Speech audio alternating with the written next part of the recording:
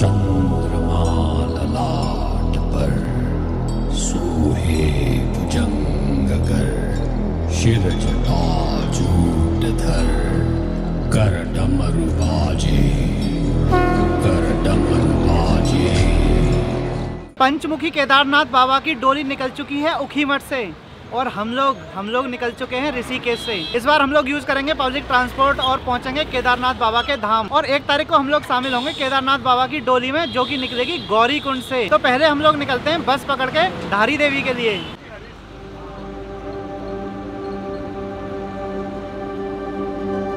माता धारी देवी का मंदिर रुद्रप्रयाग से 20 किलोमीटर पहले अलकनंदा नदी के तट पर स्थित है।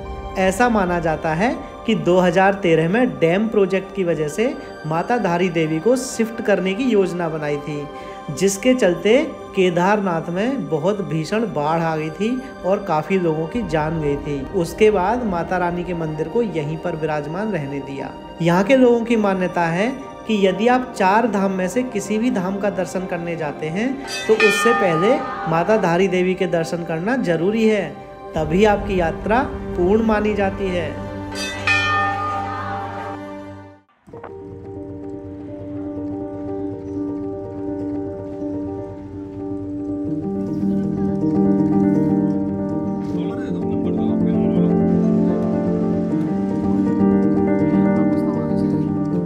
पहले हम लोगों ने सोचा था कि हम लोग केदारनाथ की डोली के साथ ऊपर जाएंगे, लेकिन यहाँ आकर हमें पता चला कि डोली बहुत फास्ट जाती है और हम उसके साथ ऊपर नहीं जा पाएंगे। तो हमने प्लान किया कि क्यों ना हम बाबा के स्वागत में 1 दिन पहले ही ट्रैक करके बाबा के धाम चले जाएं। इसी के चलते आज सुबह 6 बजे हमने अपनी यात्रा गौरी कुंड से स्टार्ट कर दी है और अभी हमें चले हुए मात्र 200 मीटर। बढ़ते हैं फिर बाबा के धाम की ओर और आपको दिखाते हैं रास्ते के नज़ारे।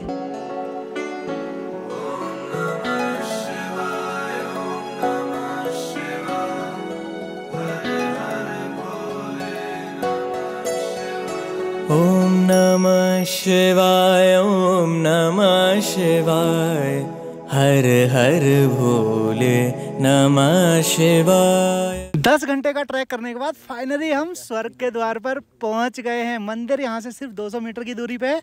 चलिए चलते हैं और आपको मंदिर के दर्शन कराते हैं पहले कि वहाँ पे कैसी तैयारी चल रही है बाबा के आगमन की। गाइज हम लोग नीचे से ट्रैक करके आ रहे हैं और ये बाबा हमारे साथ साथ ट्रैक में चल रहे हैं। तो बाबा से पूछते हैं कुछ सवाल इनके बारे में। तो बाबा आप कहाँ से आ रहे हो? राजस्थान से। और आपने ट्रैक कितने बजे स्टार्ट किया था? 4 बजे से। 4 बजे से। तो आपका कैसा अनुभव रहा? मतलब कोई कठिनाई हुई आपको? नहीं, कोई कठिनाई नहीं। पहली बार आए हो? पहली बार आए हो। तो आपको मतलब कैसा लगा? हमें बहुत बढ़िया लगा। मजा आया एकदम बढ़िया। कोई दिक्कत नहीं? कोई दिक्कत रास्ते में पानी वानी सब सुविधा मिल गई थी? सब सुविधा सही है। तो फिर दोबारा आना चाहोगे केदारनाथ?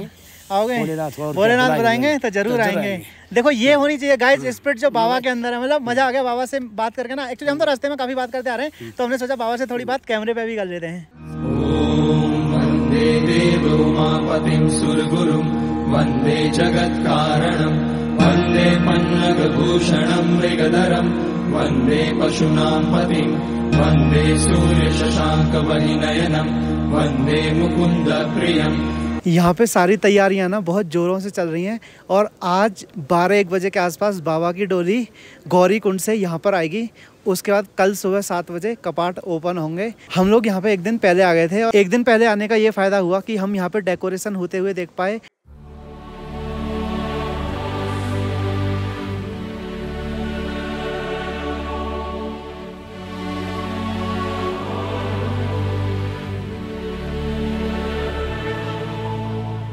हम लोग जब ट्रैक करके आ रहे थे तो हमें काफ़ी सारे लोग दिखे जिन्होंने येलो कैप पहन रखे थे। तो मेरे अंदर ना थोड़ी क्यूरियोसिटी हुई कि जानते हैं ये येलो कैप का क्या फंडा है, कौन लोग हैं। तो मुझे मिली हैं ग्रेसियर, राइट? तो इनसे जानते हैं कि येलो कैप की टीम का क्या रोल है, क्यों वो येलो कैप पहन के आए। हम गुजरात से आए हैं, वडोदरा से, और हम लास्ट 5 to 6 ईयर्स से केदारनाथ टेम्पल सजा रहे हैं, डेकोरेट कर रहे हैं। और इस बार भी हम हमारी टीम के साथ आए हैं करीबन 250-200 लोगों को लेके। और हर साल हम एकदम अद्भुत मंदिर सजाते हैं और इस बार तो कुछ ज़्यादा ही अच्छा सजाने का हमारा प्लान है। जब हम लोग आए तो हमारे साथ फूल, हमारे सारे यात्री, हमारी पूरी टीम, हमारी माली की टीम, वो सब कुछ हम लोग बंगाल से लेके आए हैं।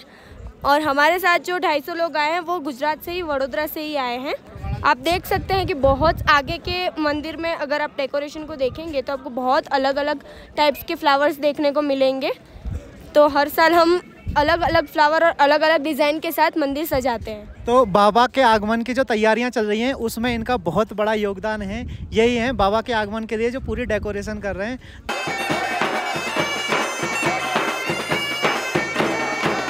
ओम मृत्युंजयाय रुद्राय नीलकंठाय शंभवे अमृतेशाय शर्वाय महादेवाय ते नमः। नमस्तेस्तु भगवन् विश्वेश्वराय महादेवाय त्र्यंबकाय त्रिपुरांतकाय त्रिकाग्निकालाय कालाग्निरुद्राय नीलकंठाय मृत्युंजयाय सर्वेश्वराय सदाशिवाय श्रीमान महादेवाय नमः। 4 बजे बाबा की डोली बाबा के धाम में आ चुकी है और डोली मंदिर में विराजमान है। सब लोग ढोल नगाड़ों के साथ उत्साह मना रहे हैं और एंजॉय कर रहे हैं। भजन कीर्तन हो रहा है, माहौल पूरा चेंज हो चुका है। पहले यहाँ पे बारिश हो रही थी जब डोली रास्ते में थी, मैं डोली के साथ आ रहा था, और अभी थोड़ी देर पहले यहाँ पे मस्त स्नोफॉल हो रहा था।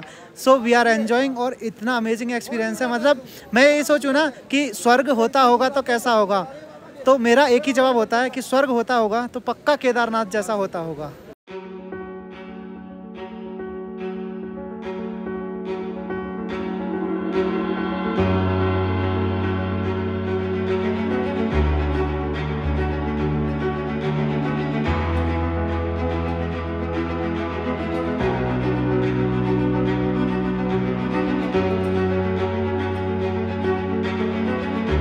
फाइनली बाबा के दरबार में हमें दर्शन हो गए।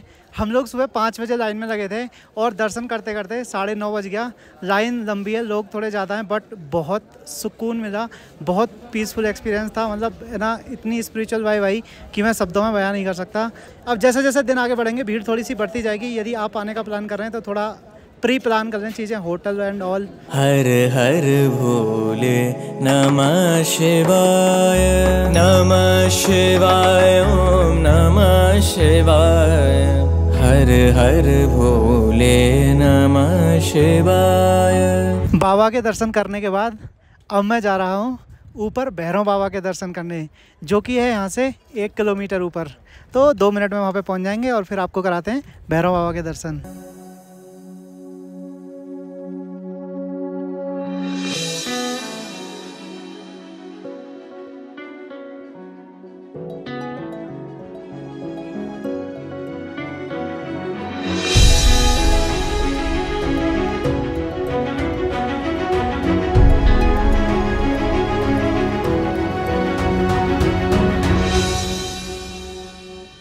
जटाधरा शिव जटाधरा।